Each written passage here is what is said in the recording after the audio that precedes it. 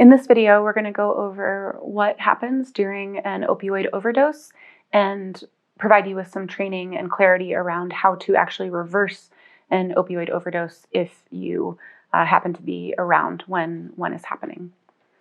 So let's start with, what is an overdose? What's happening when someone overdoses on a drug like heroin or fentanyl? Well, more generally speaking, an overdose is simply defined as ingesting more of a substance than the body is able to safely process, resulting in either really serious harmful symptoms or death.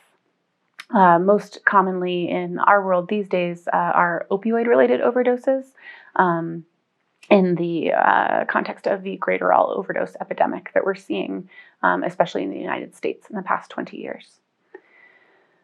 There's a number of reasons why someone may go into an overdose related to opioid consumption.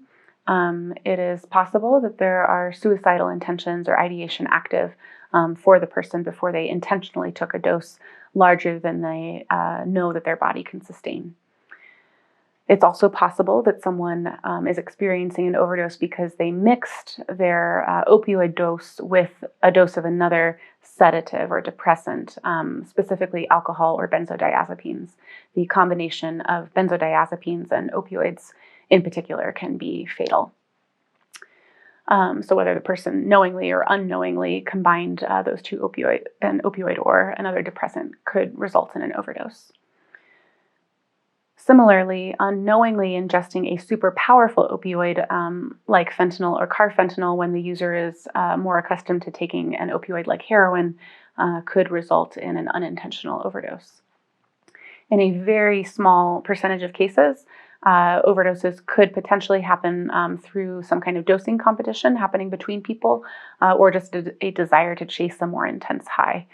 But by far the most common reason why someone goes into an overdose is because they've been substance-free for a while, meaning they changed their relationship with opioids, had some time in abstinence from opioids, or recently detoxed, and then for whatever reason went back to the original pattern and picked up that substance again, but grossly underestimated their tolerance, because after a short period of abstinence, the body's tolerance for opioids is now much lower than it was when they were accustomed to it. Alternatively, or another reason why this could happen for someone who's recently been through detox, is that they no longer have social access to the place where they were purchasing their opioid substances from before, and are now potentially purchasing it from a new seller with unknown contaminants or less known factors about what it is they're actually consuming. Regardless of the why, what happens biologically during an overdose is pretty mappable and understandable. First, the person is going to just ingest that opioid and it will travel through the entire body. It moves through the synapses in the lungs, and our blood gets completely flushed with oxygen in the normal process before being drawn back into the heart. Once we've taken a big dose of opioids, that means on that second pump of the heart, opioid-rich blood is pushed out to all of those synapses across the body and all of the places where we have opioid receptors. The opioid compound will then hit the brain and begin to produce this extreme bliss state and euphoria that's common with opioids like heroin or fentanyl. Once the chemical crosses the blood-brain barrier, what it's doing is stimulating dopamine production, which produces the euphoria, and suppressing our GABA response, which is the body's built-in mechanism for not letting a dopamine response go too far. So we have this built-in mechanism of GABA to keep our dopamine levels from shooting through the roof and producing a bliss state. And what the opioid is doing is not only stimulating dopamine production, but also suppressing that built-in check system from GABA. At this point, the person's going to start to experience a more even euphoria or euphoric state. So their high is going to even out, and their head might start to dip between waking and sleeping. This is because the opioid is also suppressing the systems that are related to our experience of sleep and how we regulate melatonin. So someone who might be nodding off looks like, kind of slowly closing their eyes and coming back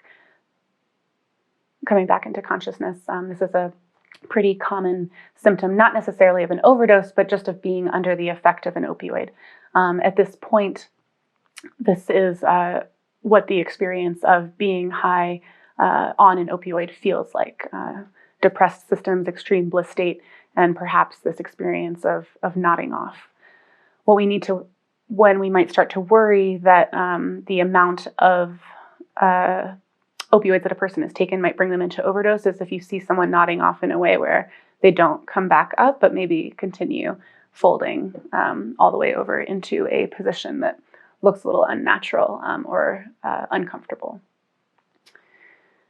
If the person is moving into a state where their system is overdosing with the amount that they've taken, their breathing really starts to slow. Opioids act on the systems that control both sleep and breathing. So slowed breathing will occur with any dose of opioid ingestion, but during an overdose, it can become dangerously low or stop completely. What I qualify as dangerously low is less than 10 breaths per minute. If the breath is slowing that far down, the heart rate is also slowing and then could potentially stop. Opioids continue to suppress neurological signals kind of across the board. It's a theme here, is that it's suppressing most of our built-in, or a lot of our systems around sleep regulation, respiratory regulation, so that as oxygen levels fall low enough, the heart actually can't beat in the way that it's designed to perform. At this point, some overdose patients may experience cardiac arrest. As things begin to shut down, the lungs and heart are barely working, so the brain can become damaged due to lack of oxygen. Permanent brain damage can set in after 4 minutes of oxygen deprivation. It's important to remember that overall temperature of the body can have an effect on the long-term damage of an overdose at this point. So if the body is physically colder, the less likely the person is to sustain long-term brain damage. Also, if they're receiving CPR and a little bit of oxygen into the lungs, then this can also reduce the risk of long-term brain damage. As the brain starts to become deprived of oxygen, something else that can start happening is some choking or foaming at the mouth. The foam that's coming out of the mouth is called a pulmonary edema, which just means that the fluid from the lungs is actually leaking into those air spaces, which can create choking. Choking, or otherwise known as aspiration, is the body's natural gag response, and this is also getting suppressed or eliminated by the effect of the opioid. So that as the person becomes increasingly less conscious, the natural secretions in the back of their throat aren't ejected or swallowed, they just kind of sit there. So if an overdose victim vomits, but that gag response is being suppressed, then they might aspirate their vomit, which could also lead to death. This is why, we'll get to this in a minute, but it's why putting the person in the recovery position is so important, because their gag response is suppressed. So if any kind of fluid comes up, whether it's a pulmonary edema or vomit, you want to make sure that that liquid can just fall out of their mouth rather than getting trapped and aspirated in the back of the throat. At this point, a prolonged lack of oxygen could lead the brain into a seizure or other forms of mild to severe brain damage. Some overdose survivors who are pulled back all the way from this point ultimately may be paralyzed or unable to speak.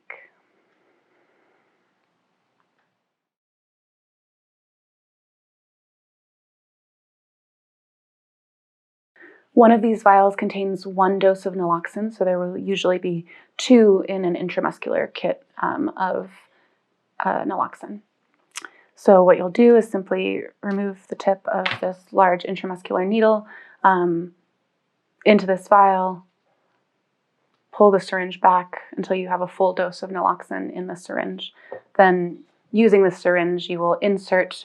You don't have to be overly careful with positioning. We're just going into the muscle. So either into the meaty part of the arm, the thigh, or the buttocks.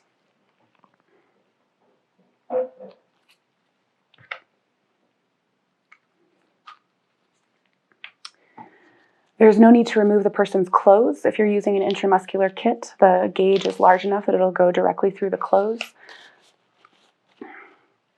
So at this stage, we'll administer the first dose of naloxone that's in your kit.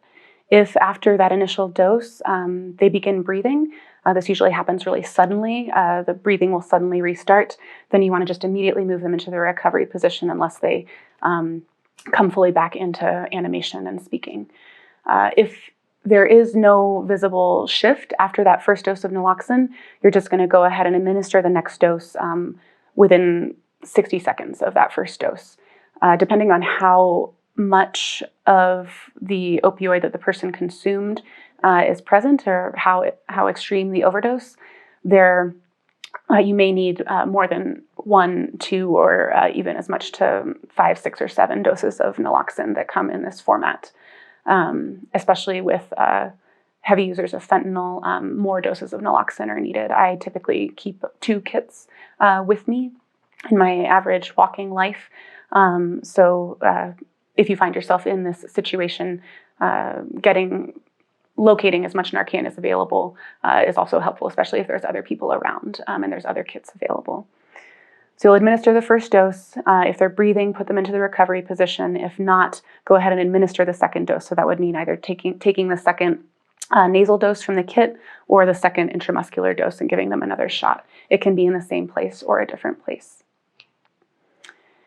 If they're not breathing after the first 2 doses, the recommendation is to try administering some rescue breaths, and if you know CPR, chest compressions as well. The go-to recommendation is 30 chest compressions followed by 2 rescue breaths before offering another dose.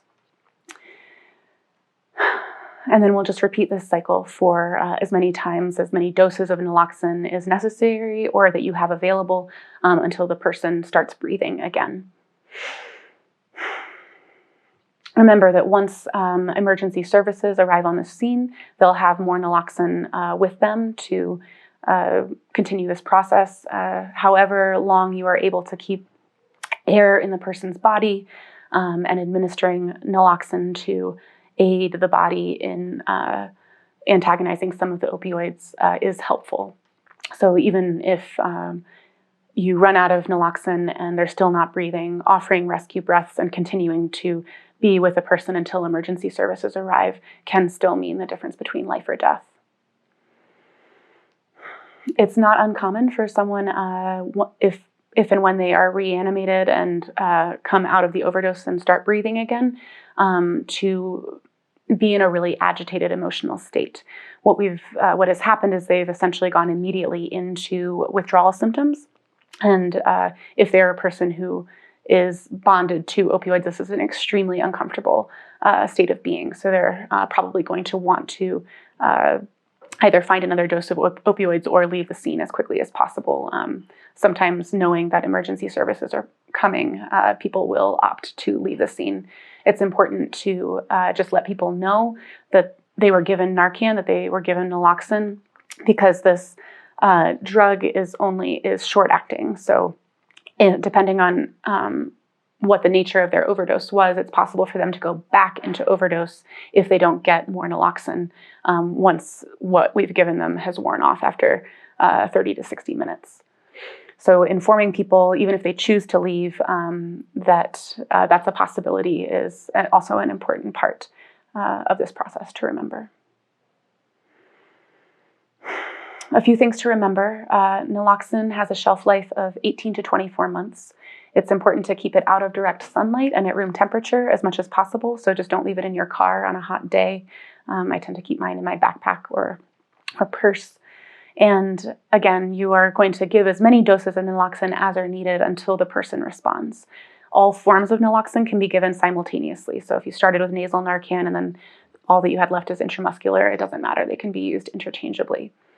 And like I said, do remember that it wears off 30 to 90 minutes after administration. So the best case scenario is to ensure the person gets medical attention after you perform an overdose reversal. When naloxone expires, it's still probably usable past the expiration date. Like most medications, its potency just diminishes over time. So this is just a friendly reminder too, if you are a person who's carrying naloxone for worst case scenario crisis situations, so that you're prepared and you haven't used your Narcan after 18 or 24 months, really encourage you to find your local syringe exchange or other harm reduction services provider to return that unused naloxone, since it can be given to someone who's actively using drugs and used more quickly without being wasted. So just an important thing to remember as you're tracking how long your naloxone kit has been in your possession. And the last point that I'll make here as we wrap up this segment on how to reverse an opioid overdose is just to debunk a common myth that's out there, which is that touching or coming into contact with fentanyl in any way is immediately fatal. So this isn't true. Touching the substance itself with my skin will not have any effect. There's no way for fentanyl, as it's commonly consumed in these scenarios, to enter, to cross my skin barrier. It can enter my system if it encounters a mucous membrane, so either my eyes, my nose, my tongue. So if you do find yourself in a position where you're reversing an overdose, just be careful not to put your hands anywhere near your face or to touch your mouth. Otherwise, there's absolutely no danger or risk to you in touching and getting close to someone who's experiencing a fentanyl overdose. It is much more important that you actually lean into this situation and come with the knowledge that you've been educated with by this video and other sources. Bring your Narcan, bring your readiness to show up for this person in the moment where we need each other the most.